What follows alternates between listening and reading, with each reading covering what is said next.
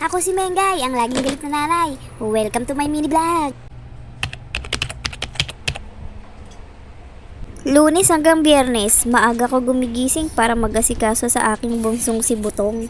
Pagkahatid ko nga sa kanya sa eskwelahan, ako naman ay uuwi para linisan ang mga iniwan naming kalat. General cleaning pala ako ngayon, mga kaina.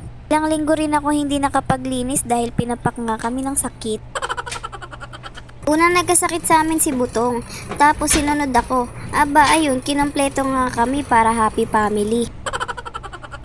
Ugali ko na to kada magkakasakit isa sa amin. Nagdi-deep cleaning ako, nagsusonrox ng mga pader, at nagpapalit ng mga punda. Syempre, isasama mo na rin ang bedsheet para hindi na bumalik ang virus. Hay naku, paranoid ka na naman, Mengay.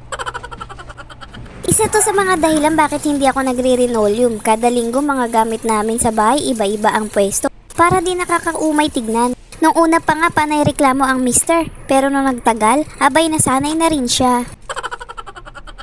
Wala na rin kasi siyang magagawa. Ang hirap kayang mag-isa dito sa loob ng bahay.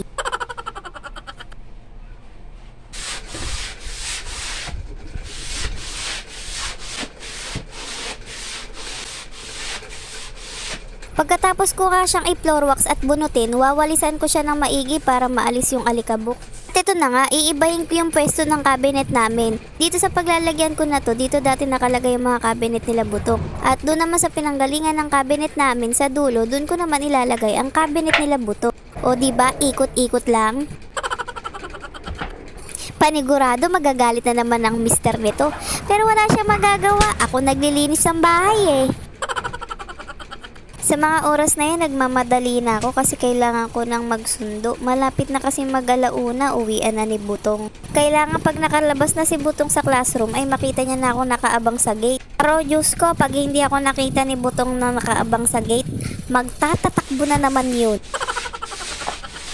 Pag tumakbo pa naman yun si Butong, nakataas ang palad, akala mo kalapating lumipad. Pag nadapa naman yun si Butong, ay Diyos ko po, grabe yun makaiyak mga kaina. Mas mataas pa ang boses niya kay Regine Velasquez. Kahit ganun kalikot yun si Butong, ay naku, ang laki ng tiwala ko dun pagdating sa pag-aaral. Lagi kasi yun may star pag uuwi.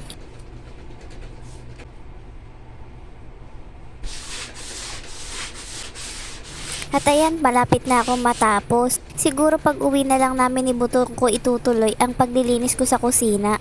Papakainin at papatulugin ko muna siya para walang istorbo sa akin mamaya.